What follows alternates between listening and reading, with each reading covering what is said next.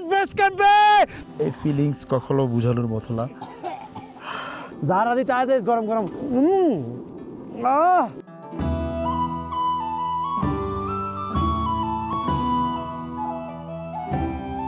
আজকের এই পর্বে আপনাদেরকে নিয়ে যাব গত 10 থেকে 12 দিনের সীমাহীন কষ্ট, ধৈর্য আর লড়াইয়ের শেষ প্রান্তে।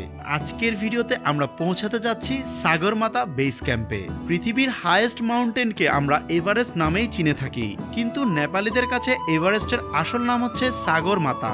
সাগরমাথা হচ্ছে একটি নেপালি শব্দ যার অর্থ হচ্ছে আকাশের মা, যেখানে আকাশ আর পাহাড় এক হয়ে যায় নীরবতায়। শরীর আর মনের প্রতিটা সীমার পরীক্ষা দিয়ে আজকের লক্ষ্য এভারেস্ট বেস ক্যাম্পে পৌঁছানোর। তো বন্ধুরা, চলুন শুরু করা যাক আরও এক চমৎকার শ্বাসরুদ্ধকর প্রাকৃতিক ল্যান্ডস্কেপের গল্প।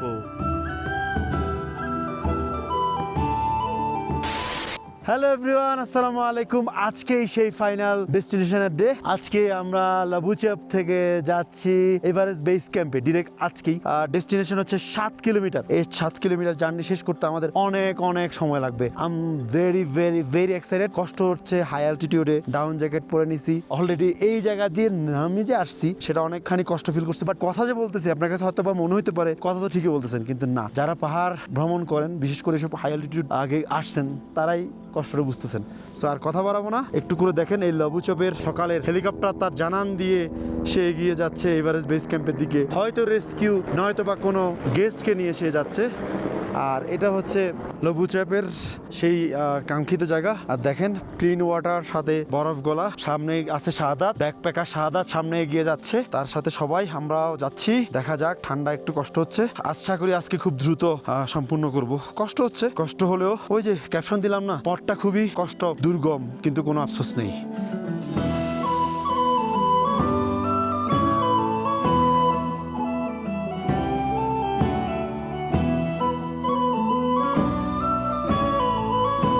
সকালটা শুরু হয়েছিল একটু বেশি আত্মবিশ্বাস নিয়ে।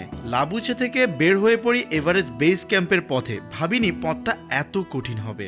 উচ্চতা বাড়ার সাথে সাথে শরীরটা ধীরে ধীরে সিগন্যাল দিতে শুরু করলো। নিঃশ্বাস নিতে কষ্ট হচ্ছিল, মাথাটা হালকা ঘোরার মতো, আর পা যেন প্রতিটা ধাপে ভারী হয়ে উঠছিল। চারপাশে শুধু বরফ আর বরফ। স্নোফলে জমে থাকা আইসের উপর হাঁটা, একটা ভুল পা মানেই বড় বিপদ। পথ যেন শেষ হতে চায় না, কিন্তু ঠিক একই কষ্টের মাঝে প্রকৃতি তার সবচেয়ে সুন্দর রূপটা দেখায়। সামনের দিকে বিস্মিত খম্বু গ্লেশিয়ার, বরফের ভেতর দিয়ে বয়ে যাওয়া হাজার বছরের গল্প। এই পথ শুধু হাঁটার নয়, এই পথ ধৈর্যের, এই পথ নিজের সাথে লড়াইয়ের।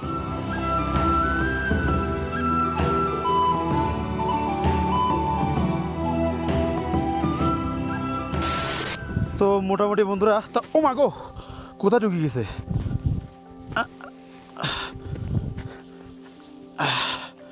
Nepali Gorkha reporting sir. তো মোটামুটি নিচের ট্র্যাকটা শেষ করে উপরে এসে পৌঁছাইলাম, এবং এই উপরে থেকে আর একটু যদি ট্র্যাক করি যে ডেস্টিনেশন, সেই ডেস্টিনেশনে পৌঁছাবো। তারপরে আরও মিনিমাম 3 ঘন্টা লাগবে এভারেস্ট বেস ক্যাম্প যেতে। এখানে মোটামুটি স্নো আছে, দাঁড়ালে ঠান্ডা লাগতেছে। এই পিছনে এটা হচ্ছে যে লুৎসে, অ্যান্ড এখানে এই ট্র্যাকটা ধরে আরও যেতে হবে।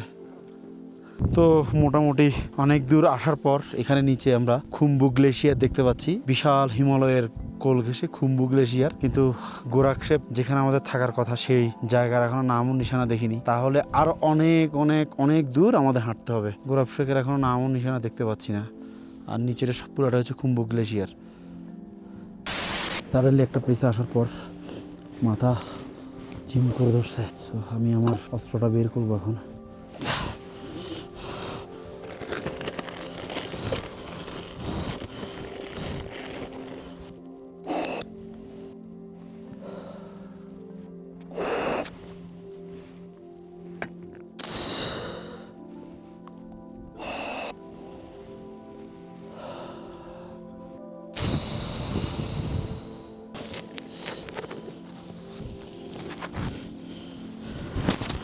Right now feeling good. 5000 metre plus উচ্চতায় আছি। কষ্ট হয়ে যায়, এটা মানে ফেটে যাচ্ছে একদম। ও ভাই, এখন আরো 3 ঘন্টা মেয়াবি হাঁটতে হবে। বেশিক্ষণ দেখাবো না, চলেন পথে পথে যা পারি দেখাবো। চলেন যাই। রানা ভাই আছে আমাদের পিছনে, নেপালি গোর্খা।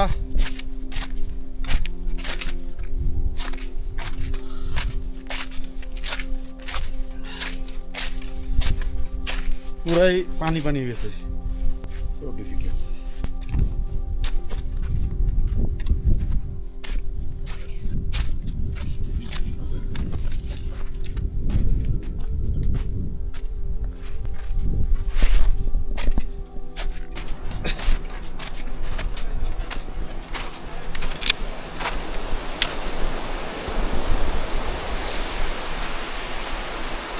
যদি পরে এদিক থেকে কোন দিকে?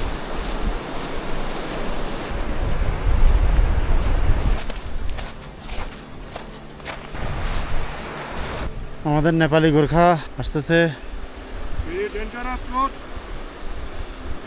প্রত্যেকটা পা স্লিপ খায় আস্তে আস্তে করে। আমরাও তো ভাবছি পৌঁছায় গেছি, কিন্তু পথ আর শেষ হয় না। দিল্লি বহুত দূর, এ পথ যদি আর শেষ না হয় তবে কেমন হতো তুমি বলো তো। ভাই আগে বার্তা হো। হ্যাঁ আপনার ওই ইয়াটা কই, নেপালি কাপড়টা কই? নেপালি লাগাইছেন যে। 3 hours later. তো ফাইনালি বন্ধুরা, এটা হচ্ছে গোরাকশেপ। এখানে আমরা এসে পৌঁছাইলাম। অ্যান্ড জানেন 30,000 mAh এর পাওয়ার ব্যাংক চার্জ দিতে খরচ গিয়েছে কত? 2,500 Nepali rupee. Yes, 2,500 Nepali rupee দিয়ে চার্জ দিলাম, এবং চার্জে দিয়ে ফুল একদম ছিল কত 3% চার্জ, ফুল চার্জ হওয়ার জন্য চার্জে দিয়ে এখন বের হয়ে গেলাম এভারেস্ট বেস ক্যাম্পের দিকে। আর এভারেস্টের একটু করে দেখা যায় মাথা। বেস ক্যাম্প থেকে তেমন একটা ভিউ কখনো পাওয়া যায় না। আমরা কালো পাথর থেকে দেখাবো এভারেস্টের ভিউ, যেখান থেকে মূলত বাংলাদেশের যে সকল পর্বত আরোহী এভারেস্টের চূড়ায় উঠেছে, বাবর আলী থেকে শুরু করে আরো অন্যান্য ভাই ব্রাদার যারা উঠেছে, তারা যেখান থেকে যাত্রা শুরু করেছে সেই জায়গায় আপনাদেরকে আজ নিয়ে যাব। তো চলুন যাওয়া যাক। ও ভাই, চারপাশে শুধু বরফ আর বরফ, ঠান্ডা বরফ।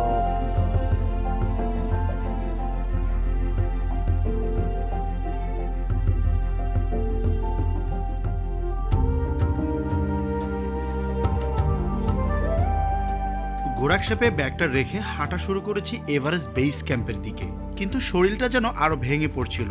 মন বারবার বলছিল আর না যাই।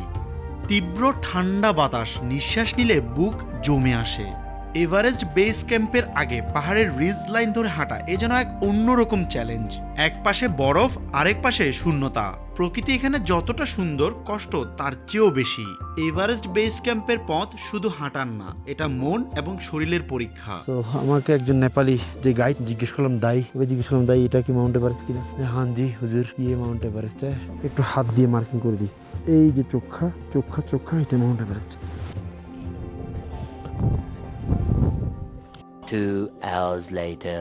তো বন্ধুরা, আলহামদুলিল্লাহ ফাইনালি পৌঁছে গেলাম স্বপ্নের destination EVC Everest base camp. আমার পাশে দেখতে পাচ্ছেন সেই আইকনিক রক, যে রকের সামনে সবাই যার যার ন্যাশনাল ফ্ল্যাগ নিয়ে পিকচার তুলে। আমার সাথে গোজায়নে পৌঁছে গিয়েছে এই এভারেস্ট বেস ক্যাম্পটাকে। আমার পুরো জার্নির এভরিথিং সব কিছু বিয়ার করেছে গোজায়ন। আমার ফ্লাইট টিকিট থেকে শুরু করে টোটাল যাত্রার সব খরচ। অ্যান্ড দেখেই অন্যরকম লাগছে, অনেক ক্রাউড। চেষ্টা করবো কিছু ছবি তুলে অল্প কিছুক্ষণ থেকে তাড়াতাড়ি মুভ করার জন্য।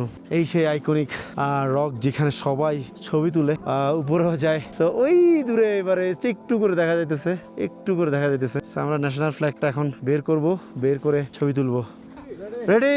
আমরা ফাইনালি, হিউরে! আমার সোনার বাংলা, আমি তোমায় ভালোবাসি। ও ফাইনালি, সোনার বাংলা, আমি তোমায় ভালোবাসি। চলবে। থ্যাংক ইউ ভাই, আমাকে আমাদের কাপড় রেখে। সো ফাইনালি আসলে ফিলিংসটা বলে বোঝানোর মতো না। লাইফের একটা স্বপ্ন ছিল, এসে পৌঁছাইলাম। ঘরে সবাইকে মিস করতেছি। তো এই ফিলিংস কখনো বোঝানোর মতো না। পরিবারের বাইরে এসে, পরিবার থেকে দূরে, কখনো বোঝানোর মতো না বা বোঝানোর মতো না।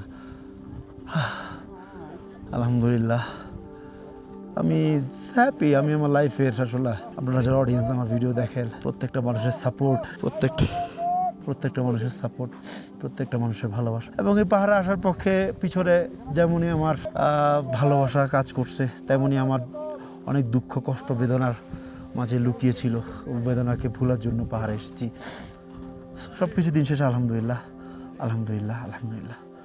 এই ভিডিওতে স্পেশাল থ্যাঙ্কস জানাতে চাই গোজাইনকে, লিমিটলেস আমার সম্পূর্ণ ট্রিপের পুরো জার্নির এই খরচটা ফ্লাইট থেকে শুরু করে এভরিথিং গোজাইন আমাকে বিয়ার করেছে। Love you. নতুন ক্রিয়েটারদের পাশে এভাবে থাকবে। অ্যান্ড সেকেন্ড থ্যাঙ্ক জানাচ্ছি টাইম ট্রাভেলার্স, আমার যে এই সকল ড্রেস জ্যাকেট থেকে শুরু করে প্যান্ট, আমার ক্লথিং স্পন্সর ছিল টাইম ট্রাভেলার। এবং আরেকটা ধন্যবাদ জানাতে চাই স্টেপ 1 বিডি, তারা আমার শুজ দিয়ে আমাকে সাপোর্ট করেছে। Love you guys, love you. A backpacker সাদাদের সাথে এভারেস্ট বেস ক্যাম্পে। তো সাদাত এখন নুডলস দিচ্ছে ভাই। কারেন্ট আর কারো এরকম কারেন্ট হয় না, আমাদেরই দ্বারা সম্ভব। এখান থেকে মুভ করতে হবে, গ্লাভস টাফ কিচ্ছু নেই। হ্যাঁ, বরফটা ফানিয়ে তো নেই করতে।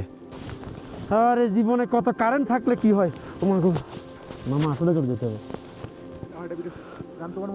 হ্যাঁ নিতেছি, আমার থেকে ক্লিপ নিতে পারবি?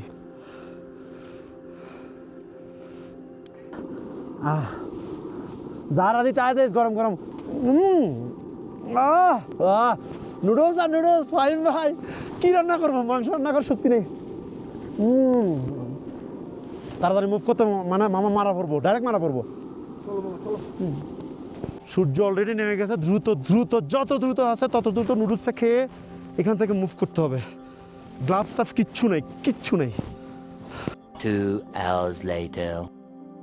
জানি না লো লাইট পারফরমেন্স কেমন পকেট 3। এখন আমি যদি একটু করে ঘড়ি দেখাতে চাই, অলমোস্ট 5টা বেজে 50 মিনিট, নেপালি টাইম 5টা বেজে 50 মিনিট। সম্পূর্ণ আলো নাই বললেই চলে, কোনো হেডলাইট নাই। ফোনে 39% চার্জ আছে, এটা দিয়ে যেতে হবে। কিছু ইন্ডিয়ান গ্রুপ আছে, এই যে মাত্র পাহাড়টা ক্রস করলো।